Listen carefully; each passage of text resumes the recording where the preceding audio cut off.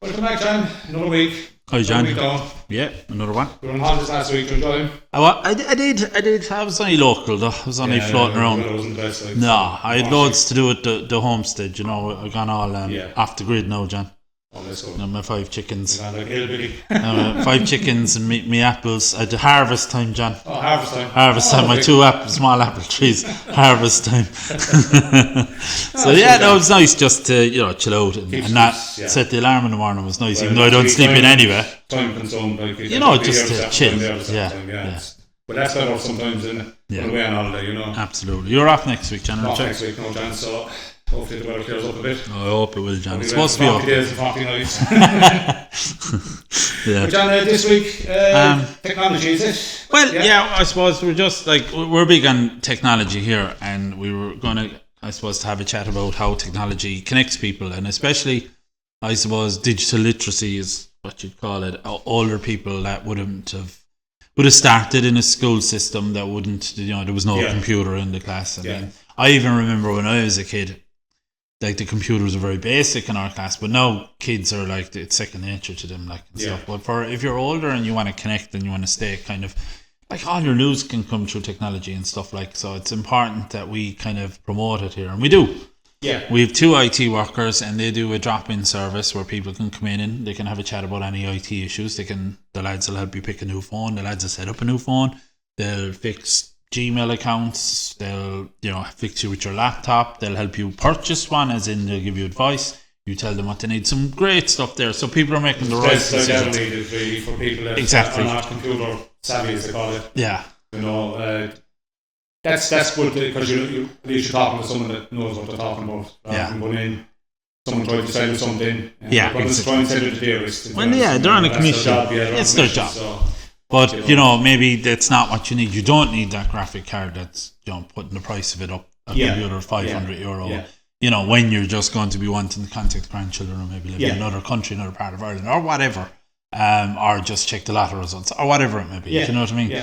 And I suppose really, like, there's I think it's Positive Aging Week is coming up in September, and we're looking at doing something around based on a coffee morning. IT is in TEA.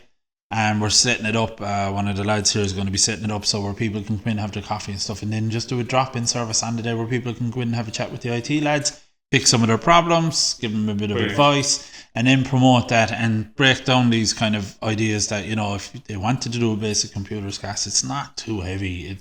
When our basic computer classes that we offer out to people, you come in, it shows you how to switch on the computer, how to plug it in. It does start at the basics. Everyone's on the same level. No one's gonna, make funny. And that's, it is embarrassing for people if they don't. It can be, but it's not like they're learning to read or write or anything, which is great too, no matter what age, if you have issues with that. But it's not. It's because they haven't grown into it. People like my mum's in her mid-70s now, and she didn't grow up like with computers and stuff, had to learn late and got into it a bit. So I suppose really what we're doing is we're offering the idea that people can come in here, have a chat, we'll help you with it, we'll guide you, we'll get you on the ladder to empowering yourselves digitally within the context of communication, linking up with family, even just making yourself a little bit more kind of news. You can access your news. But even your computer now is a smart, or even your TV is a smart TV now, and sure that has Wi-Fi. Like if that breaks down, you'd imagine a person living on their own, they don't know anything about it, and their Wi-Fi is disconnected, and it's something really small, or they don't even know how to get into the password side of it on the smart TV. I mean, that kind of thing. Like, they'd have to call someone out for that. And yourself, you call someone a professional out, they're going to charge you, and for something that if they knew what to do, we do provide that service here as well. But if they could do it themselves, you're empowering someone, really, aren't you? Well, that's good, because we only had that a couple of weeks back. There was an unfortunate lady knocked her whole TV off. That's right. She did with the control. She must have set it or something. The whole lot, she couldn't get it on. That's right. And fair play, one of the lads went over and set it up for her. They went back then, and the two of them together, they're like a team. They are a team. And they went in and helped get it set up for satellite. And we 2 other boys, while they were doing that, fixing the TV, the 2 other boys outside in the back clearing up the yard. There's some great little services we're trying to, and especially looking after the, this day and age, there's so much going on in the world. More vulnerable people that we know. People are getting more and more vulnerable as it's going on, because it's frightening out there. You're a certain age, the world has gone frightening with so much happening at the moment. the frightened aspect of it, what we're going to do this year as well, we're going to run a class about scams, online scams. Yeah. Whereas, like, you know, what they do now is, do you ever notice when you go into, if you're browsing something in any site and you're looking at it, and then you go back a page and go into, we'll say, Yahoo's page or something, and suddenly all the ads are what you were looking at. And it's almost like they're not. There's a little analytic there that's reading your habits. What you like looking at. Yeah. Absolutely. But there are elements to that, like somebody, like another thing they do now is they trawl through their emails, and they might find someone that you've conversed with, like a fellow I went to college with a few years ago, and they suddenly make up this generic email, and it would be his name .bit.ly, which isn't the proper email address because it's not secure or anything, and suddenly it's Mike or whoever it might be, or Jim, or wants to speak to you, and you suddenly think, oh, that must be them, but it's not. They're after actually, I'm not saying they're going to, like, the piece of software will scan someone's name and they'll create that, but for every 500 they send out saying that, the person might think that's genuine, you know, he's genuine, he sent me this link, and sure, then you're caught. So we're setting up, and the bank one is a common one. That's a big one. You never send that stuff. The funny thing, even before I come in to work today, John, got a phone call from scam. Did you? Look out, the usuals. Just hung up straight away. Yeah. Even because this machine comes on, it comes on a mobile number, but sometimes it doesn't. No, it can come in a mobile number because they can reroute the number to go through. It was an Irish number. Another Irish number. So you'll be almost thinking, oh, it must be right.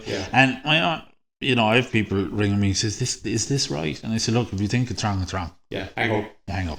Yeah. No, they can't really do anything till, No, they'll contact you by post. Yeah. Then if it is the banks never rang you, call it, they'll send you a post. So what, like, so don't just hang up, and you'll get it in the letter, or you'll get as I said, that's the best thing about having an email address as well. Yeah. Is you can read it, and then you can decide yourself if he's dodgy or not. You can block them and everything. It's so we're doing this online scam kind of a class, and we're doing it there. Like, we do stuff like Android and iOS systems, which is basically the phone operating systems. Because a lot of people, their entry into the digital world is really through their phone, which is fine because you can do so much with them. They're little powerhouses. You have a mini computer on the phone. You have a mini. You do. You absolutely do. So we're going to be doing it through that, and just to kind of show people this is. To kind of give people that bit of a know-how. And look, this if it's too good to be true, it always is. So like one of the ones I didn't get caught, but I actually got a phone call on the landline, and it was, hello, this is whatever from Windows. Like, you mean Windows is in the company, it's Microsoft. Straight away, because you will catch some misfortune that's not very, knowledgeable of that kind of stuff, and they'll go get their credit card and they'll say, oh, you're going to have this. Whatever virus down your computer or whatever, and it's dirty crime, isn't it? Because it just catches you're really exploiting a person's vulnerability, and that's appalling. And let's be honest, a lot of them they can be older people, and it's no one wants to think of people exploiting somebody because they're just a little bit older, they're not clued in on technology. The problem is today, John, when he's got people with no consciences like that. But that's why we're trying to plug this gap. Well, that's brilliant, because people do need young people have been caught with these things as well. Absolutely. No, young people have, but generally younger people would probably have a little bit more knowledge on computers and tech, and they're expecting these things more than this. That's a scam. I won't bother answering this. So absolutely. So that's one of the classes. The other tech stuff we're kind of running to get people kind of like is we're doing Microsoft Excel as part of a wider kind of I suppose employability kind of a thing. Excel is, I'll be honest, Excel is not something I enjoy, but it's used in so many of the day-to-day stuff I do. You have to know your stuff, John. You do the friendly calls for the older people here. All our sheets and information is on an Excel sheet. So having that basic knowledge, and even like if somebody wanted to work in a reception job, even you're going to have some knowledge of it. So we're trying to do that. The other stuff we're going to be doing again is Adobe Photoshop. So that's enjoyable. You done that, didn't you? Once you created movie posters, I think. We did posters. I remember they were very high quality. And then someone in your class, or I think, or was it the class after you? They ended up entering a competition in the country and finished second. Really high up, wasn't it? They did really well. I think they kicked on into college and everything. I think it was the girl in the class after. I think they ended up going to college and stuff like. Doing a big high level degree. Was it the thing about the roads that time? Something like that. She was in our class. So what it is I suppose our classes, really, to be clear, we're like bridging a gap as well at times. Yeah. We're either giving you, like, it can be fun in learning for the sake of learning, which is absolutely an amazing reason to learn. But the other thing is just to basically show people, look, they want to make that step back into education, formalised education. So they might want to, long term, I'd love to go to college, but I'd like to test it somewhere. And they're not really want to do it online. Yeah. So what to do is they can come to a level 4 or whatever here. Yeah. Now, do you know what? It's not that bad because we don't keep it too formal, but I suppose it's formal in that it's a classroom, but you have a kind of very chilled out tutor up at the top of the class. You are having your cups of tea and coffee. There is a camaraderie among learners and your tutor and the support of us there because we get to know everyone. Yeah. But it will kind of give you that kind of feeling. This is kind of but you are coming back into a classroom scenario, and then they might kick on and say, you know what, I did quite well at this. No, I have the confidence, and that's what we're trying to do here. So that's what most of our classes that are accredited do, and but then because we do up to about level 5, which is level 5 it would be like post leaving cert. That's what so like the social care one we do, the healthcare support. So really what we're doing, we're trying to bridge the gap, and especially a lot of our stuff is tech based because we have a fine computer room and we've got monitors there for people impaired vision and stuff. Yeah. So that's why like the Excel now can be linked straight away to employability stuff, but it doesn't necessarily have to be like the Photoshop one can be just somebody who wants to design a poster. Say they're a volunteer in a group themselves somewhere. And they need. Remember, we had a local Menshed group. We had 8 classes or something, and all they wanted to do was to make their own newsletter, and they did, and it was a fine job. And there was a set goal, and they done it. But some of them would have had the confidence then to do other stuff besides that. A few of them stayed on the class. They did, they were baking us. We get baked a lot of stuff. We can't get away from it in here. We want to be a diet in this place. But and that's the kind of thing we're after with technology. You're bridging gaps. You're trying to give people a bit of confidence to kind of, and that's really what it is. Like. Just be comfortable, say, on the computers and their phones and stuff, and no, as you said, if it sounds too good to be true. With the scams, it is too good to be true, and there's these letters going around the edges. Then you can focus on the positive stuff. You don't have to be afraid. When I started on computers first, I was afraid to say anything because I was afraid I wasn't saving it properly. Okay. Things like that, you get to say, and it's the easiest thing in the world now. Now you're second. Now you're able to setting up sound software, and you're able to tweak it. Yeah, and that's just by practicing, John, getting the basics. Yeah. And then just having the confidence then to go on and just keep. And the more you do it, same as everything else. Absolutely.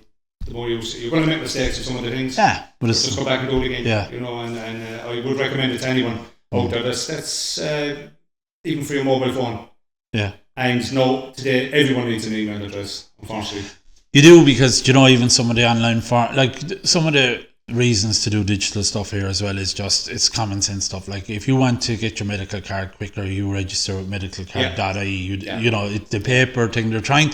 I suppose we live in a digital world anyway, and we're trying to get away from it. We're trying to. So you could do it a lot quicker, but you will have to have an email address because that's how they'll contact you, and it'll be quicker because it's almost in real time. Because if somebody reads it and goes, "I'll action that now," it's not a case of I'll do that, and it gets sent to someone for printing. It gets sealed in an envelope, and then it gets. And you're taking a lot of time out of it, so I suppose it's really just going to make ease of use as well, isn't it? And it is less time consuming to engage. You type out something there, and then you just press send, and you have the address or whatever, and they get it, they receive it straight away. Yeah, and it does make sense. Like it does. Even trying to apply for a passport. Absolutely, it's a big rigmarole if you're doing it. You can do it online now, and it's a lot of that. And upload your photos. That's a bit of a nightmare anyway. They'll never change. You get the shot right, but the other part is okay. It's way easier. Yeah. But it's just getting the confidence to do it, and that's great. That's going to be great when the classes are. It's just so people could understand it, and like even when we pay for things in a shop now, it's all technology. Like it's contactless, and now you can pay with your phone. You can add your your loyalty cards, like your Duns and your Tesco's now, to your Apple Pay or your Google Pay, and so basically you don't even have to go at your wallet. You just get your phone. There you go. Scan this, and then the vouchers you get with Duns or whatever, and they're on the phone. So people you'd still see some people and they're searching for their paper ones, but if they could understand that, it might make things a bit easier. Yeah, and for themselves. it's just the way it's going. It's never going to go back. It's going to get more advanced, so people might as well hop on the bandwagon and try and engage. Yeah, no matter what age you are. Yeah, and that's what we're here for. We're trying to take away the fear. We're trying to take away the confusion, and we're trying to simplify everything and done in a nice atmosphere, a fun atmosphere with people that are supportive. With our IT guides, and to be honest, anybody, we've all helped people with IT stuff here, even myself and you, John, and we're not IT lads, but we're just trying to take that away and make people just a little bit, give people a bit more confidence. Just help them a bit. And, digital literacy. Take that fear away from doing it. I was just talking to a neighbour outside earlier on around about, it's on the news, it just shows how people panic and that this thing has unfortunately happened in Southports with the young kids being. Thing that someone, some site channels, something he said it was Channel 3 or Channel 5 or something. Channel 3. I don't know. That the Russians are supposed to have infiltrated it, and that this man did the stabbing was an immigrant. Is that Facebook news again? This is it could have been. I don't know. See, we don't. We don't know, and it's proven that it's probably never happened. It's just. People take things in. That's the thing. That's why people are afraid of technology. Well, the more you get involved with technology, you realise what is fake and what's not. Yeah. I wouldn't be getting my news off Facebook because it's not peer-reviewed news or anything. No. It's not. You really want to be going to. I know they'd be saying, but there's an agenda with the BBC, there's an agenda with RT, and all that, and take all that stuff, but get your writers. But you're better off going to their sites. You're trying to find independent news, but then again, you don't want it so independent as it's not established that it's actually real. Some of the clips that you'd see them, and they're trying to prove things. And they've found, but the one with the shark, for instance, an innocent enough one, the shark around Galway Bay. That was floating around for a while, and a very blurry video. And you're thinking, this day and age, my phone now takes a video like a movie. Why is it so blurry? And it's short as well. And they were saying it was Galway. They found out it was Australia 2 years ago. Yeah. And they found a more clear video, and you can hear the Australian accents in that. So and that was supposed to be the Great That's innocent enough. Up in Galway. We've enough to be worried about in Ireland now without Great White eating us. Yeah, but the thing is, if you look into it, the water's not warm enough for Great White. Well, they say it's quite possible. It can happen. Yeah, it's not been seen. Yeah. We have our basking sharks, and that's enough for us. They're bigger than the Great Whites. They wouldn't touch it. No, docile things. Plankton or whatever. We have small sharks off the coast. We do, lemon sharks and all those things. And we have the possibility there would be sharks. It's not out of the realms of. But that's what I'm saying. That was uploaded and people would have believed it. And I think there was a local website, Galway Bio or something, was the only one. And when it's not on RT, we kind of thinking, because it's not. Yeah. We see the thing is with the mainstream news. Generally, what they'll try to do is they'll try to establish that it's actual. Is it real? Yeah. Because your integrity and your is on the line there. And with somebody like that, like you ever hear Waterford Whispers? They're a comical thing, and they do it on purpose. And I find it quite funny. But you don't want it to turn out to like Waterford Whispers when it's supposed to be real news. So that. Don't get your news on Facebook. Because they have no morals either as to what they have no ethics. They have no sense of. Sure, Musk put out stuff like they have a rule against kind of deep fake stuff, and he allowed stuff out. I mean, they break their own rules when it suits their own agenda. He owns X, doesn't he? X or Twitter, whatever. Things on X used to be called Twitter. They used to be banned back in the day. He leaves everything on it. He didn't care. It's and there is the thing of the freedom of speech now. I get all that as well. But when it becomes toxic, it goes over the. Because I'm on X, John, and some of the videos should be. I did Twitter for news feeds, but it became toxic when the comments were just horrible, and it became a platform for people anonymously to abuse other people. I just found it a bit repulsive. So I would stick to the mainstream news things, and just I suppose some of the classes would teach that what's safe, what's not. It's just that's what is real news and what is just fake news, or just hyping people up or getting frightened people. But people some people will see those things and think, it must be real because it says it on Facebook. But we both know that Facebook went to court over all that. Like they've been fined numerous times for allowing misinformation. That's right. Yeah. So I suppose some of the classes will like, especially like the scam one would do the same thing. It would probably talk a little bit about that and how, you know, one of the big ones on scam. Because there's links within Facebook you can kind of bring you somewhere else, and then you can be scammed. Yeah. So just to be careful. Well, even with digital knowledge. Friends, you get friends with staff people on Facebook, and that's just Facebook. Yeah. And you have the same interests as him. Yeah. And blah, blah, blah. You can send you a friend request. But no, can't send you a friend request. Yeah. You just know who you are for that. Yeah. Do you know what I mean? So that's absolutely true. You don't accept it. Yeah.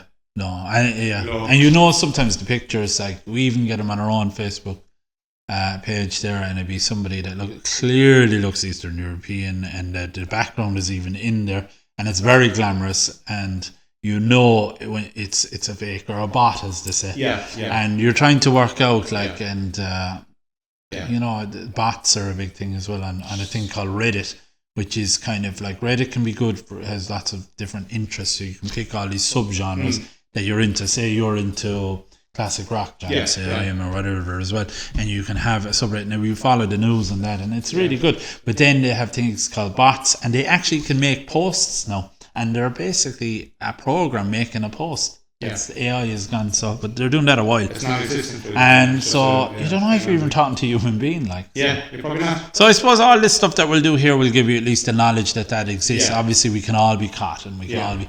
But besides all the scam stuff, it's just about digital empowerment anyway, and just being allowing people the opportunity to be able to explore. Because for all the rubbish out there is some really. The internet has been is amazing. Yeah. Like, I know it's got a toxic side to it. We know, but people, the dark in humanity will always exploit such a big medium as the internet anyway, which is totally changed. I'd say the internet is probably one of the most important kind of changes to the social landscape of this planet in the last, we'll say, I don't know, 1990 or whenever it really took off in the early 90s. And, you know, in a positive way, but also in a bad way. But that's the same with everything, John. It has the positives and minuses. Human nature, just human nature, John. Bad people. You know, for anyone that's interested in music or things like that, like even YouTube there, which a lot of people wouldn't have heard about it. You've got computer savvy, you can get any music, you can just leave it play well, put a playlist on for you. It could be a singer that. Or a tutorial, you know, when we're often fixing things here, John. Right, myself, you know, the way me and you were the maintenance guys. The maintenance guys, covering the maintenance guys. Most time doing a better job than the maintenance guys. But, you know, you can go onto YouTube and find out, I mean, how many things, how to cook something, what ingredients you need. Yeah. You know? Yeah, even one of the lads here, if he's a problem with his car, he wants his car, he knows what he's buying. Yeah, exactly. He doesn't have to get a big contraption. Absolutely. That he needs to get the right part. And then you'll have that, and suddenly then on your feed will come to something like some of that right-wing agenda stuff that you never looked up, but it almost gets, you're wondering how it slips through. And that's where the more you know, the more you'll understand. Yeah, but at the end of the day, you don't have to press on these things, you just bypass it. No. You know that try and block that it gives you the freedom to say, well, no, I'm not going to listen to that. I'm just, but no, that's, as I said, it's a necessity today, John, and it's great that the classes are coming up for that, especially for people that are not computer savvy, younger olds, that they could have the freedom to come in and know what's what, and have a bit of confidence going onto the internet, and not being worried that you'll be scammed left, right, centre and things like that, because 9 times out of 10, a lot of the things you can go on, you see the lock above in the corner there. Yeah, that's the big thing. I think that's SSL encryption, it's called. We have a website and we purchase that, and that filters out a lot of rubbish, and we purchase that every year to make sure. And it also shows, like, if you have anyway savvy, if you go into a site and you see that, you're dead right there actually, and so people know that our site is safe. You can't download anything from our site anyway. You can view galleries and stuff, but they know it's safe. But that's it, you see. But if you ever see, and I'm not saying I do or anything, but if you, like the soccer streams, you know, it's a big deal now. There's people, you know, IPTV and which is you know, basically streaming stuff illegally that's owned by the likes of Sky and all that, but on some of those like websites, there'll be all these pop-up ads. They're full of viruses and stuff. That's right. Yeah. And if you click one by accident, but even you'd have to block them. But if you notice in the top, they don't have that lock. That's right. Yeah, and that's where you don't know what they're not filtering out anything, and they're targeted. Yeah. And you know, you pay for what you get, I suppose, because you don't pay for it, so they're not obviously going to have. It's a free site; they're not going to invest. Having a virus on your computer that you never even know about. No. The things called worms and stuff, and they burrow themselves in the background of the computer, and it could be just a couple of lines of code. It could be like kilobytes, and it could kind of do searches for bank data, emails, and what they do often is they sell that stuff on. And they mine for data, it's called, and they'll sell it on, and they can sell your data, so you can see, like, you know, you've your personal information on emails, like, and they'll sell it on to people. And I think the dark web actually purchases people's data, the same way you can probably buy guns and drugs and all this kind of stuff in the dark web, which is another story for another day. But there's a different way to get into that. And you know, there's a dark side to everything. There is everything though, John. You know.